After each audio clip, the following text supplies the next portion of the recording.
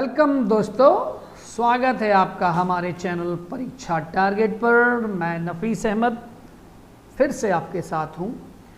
खंड शिक्षा अधिकारी का जो ये हम प्रैक्टिस सेट चल रहा था उसका ये पार्ट नंबर 3 है और ये मोस्ट इम्पोर्टेंट क्वेश्चंस जो कई बार एग्ज़ाम में रिपीट हुए हैं आपके लिए फिर लेके हाजिर हूँ। देखिएगा ध्यान से और देखिएगा ज़रूर। मैं अब आपके लिए बहुत ही सेलेक्टेड क्वेश्चंस ला रहा हूँ और मैं चाहता हूँ कि आप एक पद हासिल करें जिससे हमारे चैनल को आगे बढ़ने का मौका मिले और हम आगे बढ़ें। जब सिलेक्शन मिलेगा हमारे चैनल से लोगों का लगा हुआ तो वो हमारा चैनल भी आगे बढ़ेगा। तो मैं तो यही चाहता हूँ आप लगातार पढ़िए और बताइए अगर आपको जिस तरह की जिस चीज़ की भी ज़रूरत हो। लगातार प्रैक्टिस सेट हम दे रहे हैं। बेसिक आपने पढ़ ही रखा होगा क्योंकि ये टाइम बेसिक पढ़ने का नहीं है, ये तो अब आप प्रैक्टिस कर सकते हैं। तो हमारे चैनल के साथ लगातार प्रैक्टिस कीजिए। तो प्रैक्टिस से ही देखिए, जितनी प्रैक्टिस होगी, जितने क्वेश्चंस को आपकी प्रैक्टिस होगी तो उतना ही आपका बेहतर होगा। और इसीलिए तो देखिए मैं कहता हूँ कि गुज़रते लम्हों में सदियाँ तलाश करता हूँ, गुज़रते लम्हों में सदियाँ तलाश करता हूँ, प्यास इतनी है कि नदियाँ तलाश करता हूँ, प्यास इतनी है कि नदियाँ तलाश करता हूँ। यहाँ पर लोग गिनाते हैं खूबियाँ अपनी, यहाँ पर लोग गिनाते हैं खूबियाँ अपनी, मैं अपने आप में कमियाँ तलाश करता हूँ, मैं अपने आप में कमियाँ तलाश करता हूँ। बस खुद की कमियों को देखते रहेंगे तो एक दिन जीत जाएंगे। उसी के लिए चलिए शुरू करते हैं वीडियो, अंत तक देखिएगा और बहुत ही शानदार मैं क्वेश्चन देखिए। पहला ही क्वेश्चन है ये इटाई, ये कुछ जो डिजीज़ हैं और ये डिजीज़ हैं, इनको ये किस तत्व से, कौन सा तत्व ऐसा है जिससे ये होती हैं डिजीज़, तो वो लेके आया हूँ आपको। तो देखिए मिलाने की कोशिश कीजिएगा आप भी मेरे साथ साथ। पहला है इटाई। तो इटाई कैसे होता है? तो जब देखिए जब जो पानी हम पीते हैं, पानी में कैडमियम की मात्रा जब ज़्यादा हो जाती है तो उसमें इटाई एक रोग होता है, उसे वो हो जाता है, ठीक है। और जब मिनीमाता रोग जो होता है, ये जो पारा होता है, यानी जिसे हम माइका बोलते हैं, तो वो जो है उससे मिनीमाता रोग होता है पारे से, ठीक है।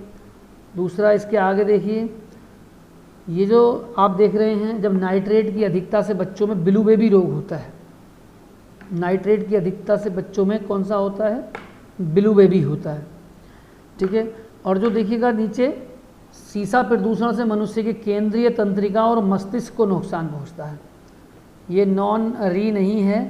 जो सीसा प्रदूषण होता है इसमें क्या होता है, जो मनुष्य का तंत्रिका तंत्र होता है ना, वो प्रभावित होता है, ठीक है। तो इसे तंत्रिका तंत्र और मस्तिष्क, सेंट्रल जो हमारा वो होता है तंत्रिका तंत्र, ध्यान रखिएगा। ये सीसा प्रदूषण से हमारा क्या होता है? तंत्रिका तंत्र और मस्तिष्क प्रभावित होता है, मस्तिष्क, ठीक है। तो आप बिल्कुल ध्यान रखिएगा और इसमें कुछ भी करने की आपको ज़रूरत नहीं है, ठीक है। मस्तिष्क, तो इसका आंसर होगा सी। चलिए नेक्स्ट, गांधी जी ने डांडी मार्च प्रारंभ किया था। कब किया था गांधी जी ने डांडी मार्च प्रारंभ? तो गांधी जी ने डांडी मार्च प्रारंभ किया था 12 मार्च 1930 को, ठीक है। और कहाँ से? साबरमती आश्रम से प्रारंभ किया था। साबरमती आश्रम से प्रारंभ किया था। और उनके साथ कितने उनके साथी थे? वो थे 79 साथियों के साथ, ठीक है। और कितने दिन चला था ये? 24 दिन की यात्रा थी, 24 दिन लंबी यात्रा के बाद 6 अप्रैल 1930 को डांडी के सांकेतिक रूप में नमक कानून भंग किया था, ठीक है। तो नमक कानून कब भंग किया था? ये नमक कानून जो भंग किया था, ये नमक कानून तोड़ने का ये था 6 अप्रैल 1930, ठीक है। वो तोड़कर उन्होंने नमक कानून को भंग किया था। तो इसका आंसर होगा बी, ठीक है। चलिए नेक्स्ट देखते हैं। प्रसिद्ध गीत सारे जहाँ से अच्छा हिंदोस्तां हमारा, हम बुलबुले हैं इसकी ये गुलसिता हमारा, किसने लिखा है? तो आप जानते हैं, बहुत फेमस गीत है ये हमारे सर मोहम्मद इकबाल साहब का। सर मोहम्मद इकबाल साहब ने इसे, ये था 9 नवंबर 1877 को ब्रिटिश भारत के पंजाब के सियालकोट में हुआ था। इस इकबाल साहब का जन्म, यानी मोहम्मद इकबाल जो हैं उनका जन्म जो है सियालकोट में हुआ था, जो कहाँ है? ये पाकिस्तान में है। और ये उर्दू के बड़े फेमस शायर रहे हैं, पेशे से वकील थे। और इन्होंने, इकबाल साहब ने असल में प्रारंभ में ये महान राष्ट्रवादी रहे हैं, इन्होंने लिखा था सारे जहाँ से अच्छा। और इन्होंने लिखने के बाद क्या होता, किंतु बाद में ये मुस्लिम लीग से संबंध हो गया था, तो इस वजह से इसे छोड़ दिया था, वरना ये भी नेशनल एंथम में गिना जाता। लेकिन बाद में क्योंकि मुस्लिम लीग से गिनने जाने के बाद फिर नहीं हुआ, तो इसका होगा आंसर। गौतम बुद्ध ने अपना प्रथम प्रवचन कहाँ दिया था? तो गौतम बुद्ध ने अपना प्रथम प्रवचन दिया था सारनाथ में। कहाँ दिया था? सारनाथ में। ज्ञान, जब गौतम बुद्ध को ज्ञान प्राप्त हुआ था उसके पश्चात उन्होंने अपने मत को प्रचार प्रारंभ किया था। तो अरुबेला से पहले एक जगह है, क्या है? ऋषिपत्तन जगह है, उसका अब जो नाम है सारनाथ है, पहले उसका नाम था ऋषिपत्तन।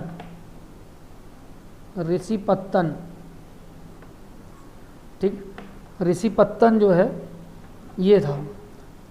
और इस प्रथम उपदेश को धर्म चक्र प्रवर्तन, इसे क्या कहते हैं? धर्म चक्र प्रवर्तन कहते हैं। इस पहला उपदेश जो है ये धर्म चक्र प्रवर्तन कहते हैं हम इसे। ठीक है, चलिए नेक्स्ट।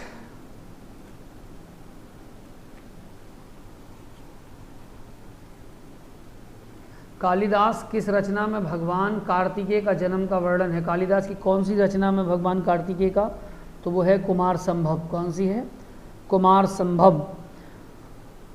जो चंद्रगुप्त विक्रमादित्य थे, क्या नाम थे? चंद्रगुप्त द्वितीय विक्रमादित्य के 9 रत्नों में से एक थे। तो इनके जो कवि थे वो थे कालिदास जी। और कालिदास जी ने जो उनका एक महाकाव्य था जिसका नाम है कुमार संभव, तो उसमें किसका वर्णन है? भगवान कार्तिकेय का वर्णन है। ठीक है, नेक्स्ट आप देखिएगा। सिंधु घाटी सभ्यता की विकसित अवस्था में निम्नलिखित में से किस स्थल में घरों में कुएं के अवशेष मिले हैं? तो कुएं के अवशेष कहाँ से मिले थे? वो मिले थे मोहनजोदड़ो से। कहाँ से? मोहनजोदड़ो। ठीक है, तो सिंधी भाषा में मोहनजोदड़ो का शाब्दिक अर्थ होता है, इसका क्या मतलब होता है? मृतकों का टीला। इसका मतलब होता है मृतकों का टीला। मृतकों का टीला मोहनजोदड़ो का मतलब होता है। कौन सी भाषा में मतलब होता है? सिंधी भाषा में।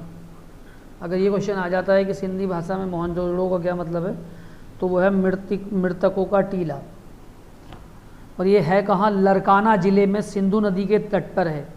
कौन से तट पे है? दाहिने तट पर है। मोहनजोदड़ो की सर्वप्रथम खोज किसने की थी?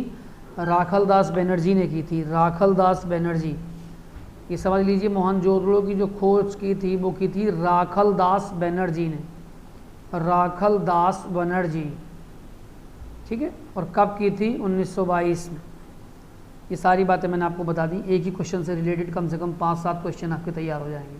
जैसे पहला क्वेश्चन मान लीजिए, सब क्वेश्चन दिया है कि ये अवशेष कहाँ से मिले, तो मोहनजोदड़ो से। मोहनजोदड़ो का सिंध भाषा में क्या नाम है? तो मृतकों का टीला। अब मोहनजोदड़ो कहाँ है? तो ये है लरकाना ज़िले में। और कौन सी नदी के तट पर है? सिंधु नदी के तट पर, ठीक है। और कौन से तट पर है? दाहिने तट पर है। खोज किसने की थी मोहनजोदड़ो की? राखलदास बनर्जी ने। और कब की थी? तो 1922 में। तो एक ही क्वेश्चन से आपके 5-7 क्वेश्चन तैयार हो गए। इसलिए मैं थोड़े क्वेश्चन ला रहा हूँ और आपको पूरा कोशिश कर रहा हूँ कि उस क्वेश्चन को अच्छे से डिफाइन किया जाए। देखिए, ये कुछ जो है इनमें से कौन सा युग्म सुमेलित है ये बताना है। पालिताना गुजरात में कौन सा, ये कुछ मंदिर हैं वो बताना। तो देखिए, पहला जो है प्राचीन श्वेतांबर का जो जैन मंदिर है वो पालिताना गुजरात में है। श्वेतांबर मंदिर, कौन सा मंदिर है? श्वेतांबर मंदिर, ये सही है, ठीक है। प्राचीन श्वेतांबर मंदिर कहाँ है? ये पालिताना गुजरात में अवस्थित है। बाकी सब ये कोणार्क आप जानते हैं कहाँ है? कोणार्क का सूर्य मंदिर तो उड़ीसा में है, ये है पता ही आपको सुप्रसिद्ध। तो ये बाकी सब जो है सुमेलित नहीं है ये, ठीक है। नेक्स्ट आप देखिएगा, केंद्रीय विधानसभा के लिए 1946 के निर्वाचन में कांग्रेस ने सभी नॉन मुस्लिम सीटें जीती थी और ब्रिटिशर्स का उद्देश्य सांप्रदायिक विभाजन और इसलिए उन्होंने मुसलमानों के लिए सीटों का आरक्षण का प्रावधान किया था। तो इसका जो है देखिए, इसमें मुस्लिमों ने सभी सीटें नहीं जीती थी, तो पहला तो गलत है ये, ठीक, और दूसरा सही है ये। तो इसका आंसर होगा डी।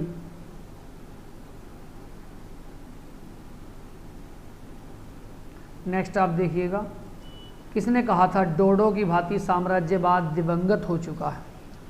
डोडो की भांति साम्राज्यवाद दिवंगत, ये कहा था क्लीमेंट एटली। और ये कब कहा था? जब सेकेंड वर्ल्ड वार हुआ था। सेकेंड वर्ल्ड वार ख़त्म होने के बाद जब ब्रिटेन संसद का चुनावी दौर शुरू हुआ तब कहा था ये। लेबर पार्टी के एक नेता थे, उन्होंने कहा था, क्लेमेंट एटली ने अपनी पार्टी को भारी बहुमत दिलाया था। डोडो की भांति अब जो है साम्राज्यवाद दिवंगत हो चुका है। नेक्स्ट आप देखिएगा, किसको भारतीय स्वतंत्रता क्रांति की जननी कहा जाता है? भारतीय स्वतंत्रता क्रांति की जननी, तो ये किसको कहा जाता है? ये कहा जाता है भीकाजी कामा। भीकाजी कामा, ठीक है। अब कब से कैसे कहा जाता है? अब इन्होंने असल में क्या हुआ था, 1907 में भीकाजी कामा ने स्टुटगार्ट जर्मनी में अंतर्राष्ट्रीय समाजवादी कांग्रेस में भाग लिया था और पहली बार वहाँ भारत के इन्होंने जो भारत का पहला जो हमारा नेशनल फ्लैग है, राष्ट्रीय ध्वज है, उसको फहराया था इन्होंने, भीकाजी कामा ने। तो इसलिए इन्हें कहा जाता है स्वतंत्रता क्रांति की जननी, ठीक है। नेक्स्ट आप चलिए, 1940 के रामगढ़ कांग्रेस का अध्यक्षता किसने की थी? तो ये जो थे, ये कौन थे? मौलाना अबुल कलाम आज़ाद थे, इन्होंने की थी। रामगढ़ जो है असल में अब कहाँ है? ये रामगढ़ की बात आती है तो वर्तमान में झारखंड में है। रामगढ़ कहाँ है वर्तमान में? झारखंड में है, ठीक है। और ये कांग्रेस का कौन सा अधिवेशन था? तो ये था 53वां सत्र था, इसका अध्यक्षता मौलाना अबुल कलाम आज़ाद ने की थी। और ये कब की थी? 1940 में। 1940 में की थी इन्होंने। ध्यान रखिएगा, मोस्ट इम्पोर्टेंट क्वेश्चन है ये। रिलेटेड जितने भी रिलेटेड क्वेश्चन बनते हैं ना, उन क्वेश्चंस को ध्यान रखना बहुत ज़रूरी है। किसने कांग्रेस के विरुद्ध जो है ये देखिए अनुन्नीय विनय एवं विरोध की राजनीति करने का दोष लगाया था? तो वो थे हमारे बीजी तिलक जी। कौन थे? बीजी तिलक। इन्होंने कहा था के बाल गंगाधर, कौन थे ये? बीजी तिलक, बाल गंगाधर तिलक ने लगाया था। लोकमान्य के नाम से प्रसिद्ध बाल गंगाधर तिलक का जन्म असल में बॉम्बे प्रेसिडेंसी के रत्नागिरी नामक स्थान पर हुआ था इनका, ठीक है। चलिए नेक्स्ट, एक वर्ष के अंतर्गत स्वराज की प्राप्ति किस आंदोलन का लक्ष्य था? तो वो था असहयोग आंदोलन। आप जानते हैं ये असहयोग आंदोलन जो है कब से कब तक चला था? 1 अगस्त 1920 से 12 फरवरी 1922 तक महात्मा गांधी और भारतीय राष्ट्रीय कांग्रेस नेतृत्व में ये चला था। ये ध्यान रखना इसकी, अगर कभी आपसे ये पूछ ले कि ये कब से कब तक चला था, तो 1 अगस्त 1920 से 12 फरवरी 1922 तक चला था असहयोग आंदोलन, ठीक है। और इसका लक्ष्य क्या था? स्वराज की प्राप्ति था, स्वराज की प्राप्ति। तो आंसर इसका आपको पता ही क्या हो गया? सी। चलिए नेक्स्ट, हम फिलहाल संविधान निर्मात्री सभा में जाने के निर्णय के अलावा अन्य किसी बात से बंधे नहीं हैं, ये उपयुक्त कथन किसका है? तो ये कहा था हमारे जो भारत के प्रथम प्रधानमंत्री थे पंडित जवाहरलाल नेहरू जी, उन्होंने कहा था। और ये 10 जुलाई 1946 को कैबिनेट मिशन प्लान पर हुए कांग्रेस जो प्रेस कॉन्फ्रेंस में कहा था इन्होंने। कौन सी प्रेस कॉन्फ्रेंस थी? ये थी मिशन, कैबिनेट मिशन प्लान। कब की बात है? 1946 की, ठीक है। तो नेक्स्ट आप फिर देखिएगा, किस आंदोलन से में वंदे मातरम भारतीय राष्ट्रीय आंदोलन का शीर्ष गीत बना था?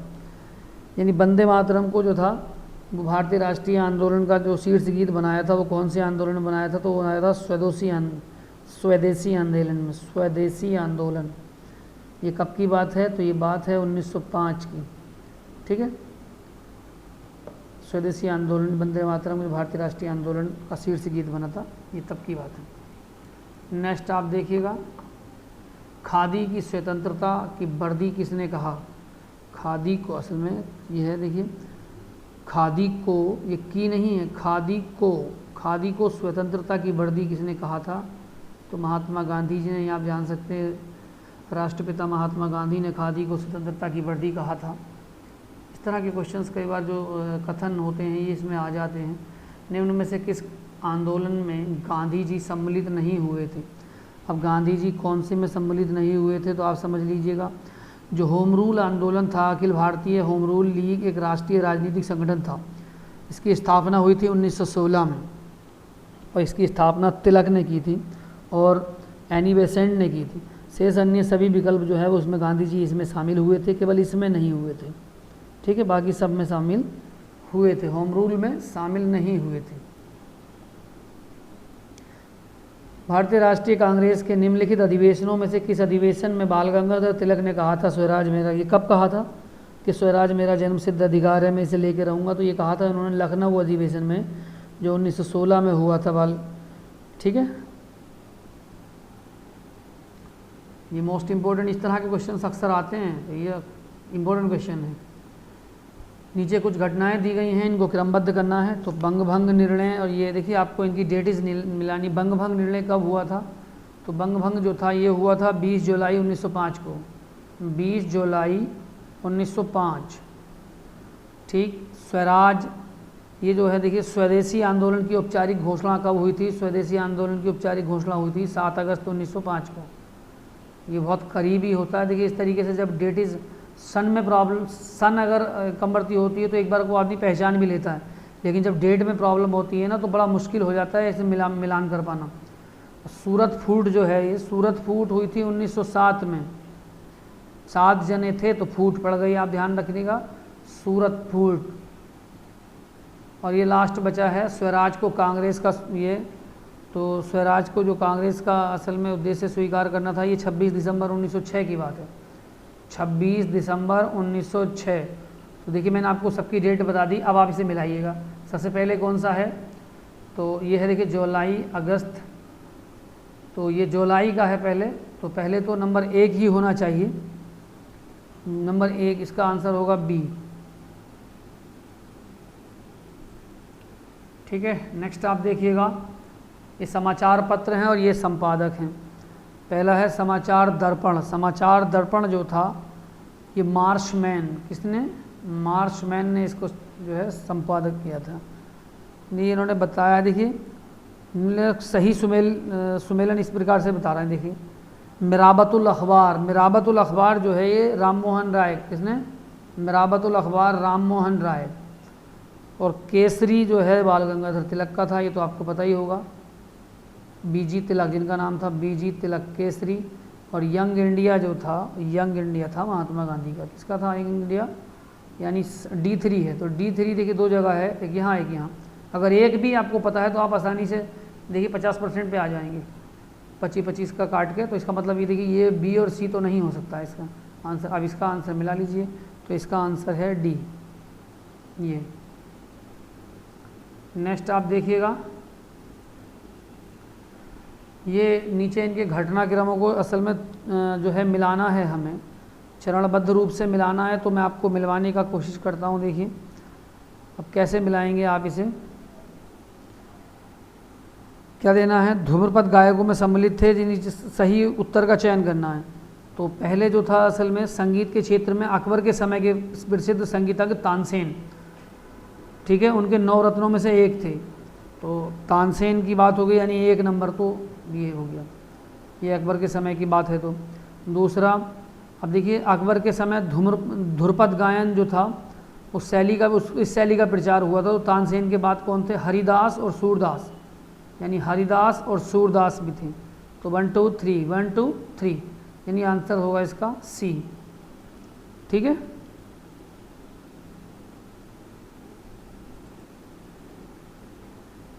नेक्स्ट गोपला विद्रोह। ये गोपला विद्रोह नहीं है, ये है मोपला विद्रोह।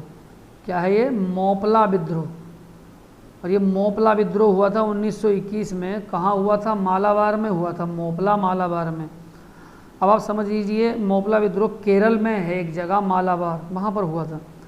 अब ये हुआ क्या था, जो काश्तकार होते हैं ना, ये किसान वगैरह, उनके जो है अधिकतर बटाईदार मुसलमान थे। तो जमींदार जो थे वो हिंदू थे, और जब जमींदार हिंदू थे और बटाईदार मुसलमान थे, तो आंदोलन जो है जमींदारों के शोषण के खिलाफ था। जमींदार जो है ज़्यादातर शोषण करते थे उनका। जब शोषण करते थे तो इस कारण अंग्रेजी सरकार की खिलाफत विरोध नीतियों की थी, तो इसी कारण ये मोपला विद्रोह हुआ था। ठीक है, तो चलिएगा देखिए, अब हम बस करीब हैं। नेक्स्ट आप देखिएगा, ये लेखक और ये पुस्तक, राजेंद्र प्रसाद जी ने जो कौन सी किताब लिखी थी, तो वो लिखी थी इंडिया डिवाइडेड। इंडिया जो डिवाइड करी है वो राजेंद्र प्रसाद ने, यानी प्रसाद, आप जानते हैं, याद करने का तरीका बता रहा हूँ। प्रसाद को हम क्या करते हैं? डिवाइड करते हैं कि ले भैया आपको बांटो, इधर भी दो, उधर भी दो, उधर भी दो, तो उसे इंडिया डिवाइडेड। प्रसाद जो है वो इंडिया डिवाइडेड हो गया। और राजेंद्र प्रसाद जी। दिलीप मुखर्जी जी ने टेररिस्ट लिखी है। कौन सी? टेररिस्ट।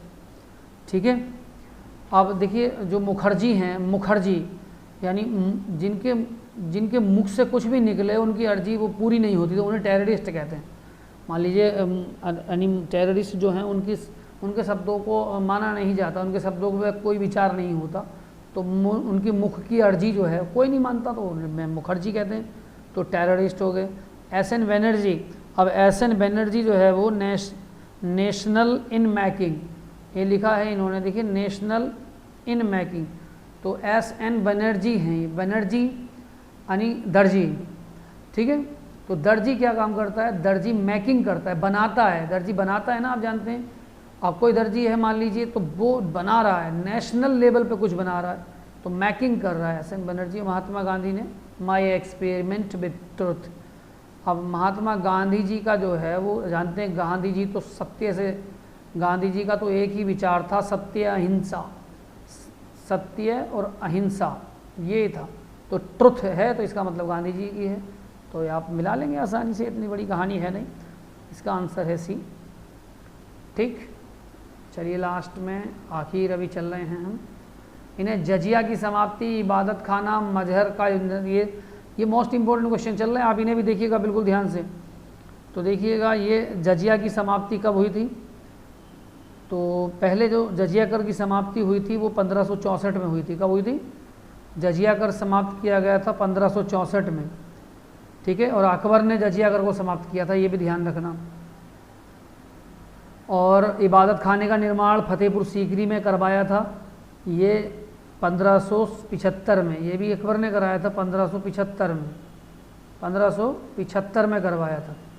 ठीक है, तो नेक्स्ट आप देखिएगा, जिसका उद्देश्य क्या था? दार्शनिक और धार्मिक विषयों पर वाद विवाद करना था।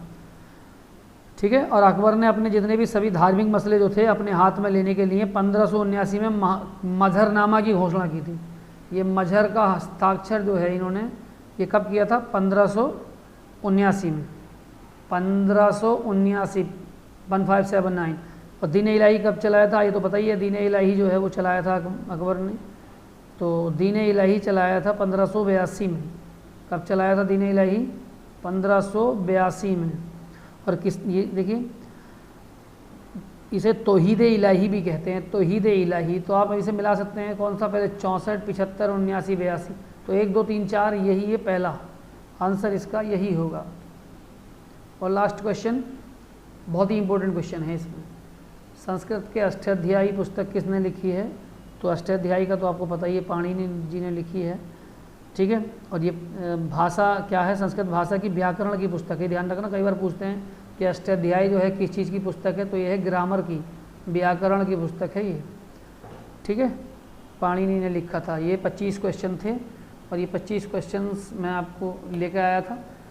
और देखिएगा आप ध्यान से, बहुत ही इंपॉर्टेंट क्वेश्चन है। और इसका ये तीनों पार्ट मैंने दे दिए हैं, आपने तीनों पार्ट नहीं देखे तो तीनों पार्ट को देखिएगा और बार बार रिपीट कीजिएगा। तीनों पार्ट का लिंक डिस्क्रिप्शन में है, वीडियो देखने के लिए धन्यवाद, थैंक यू।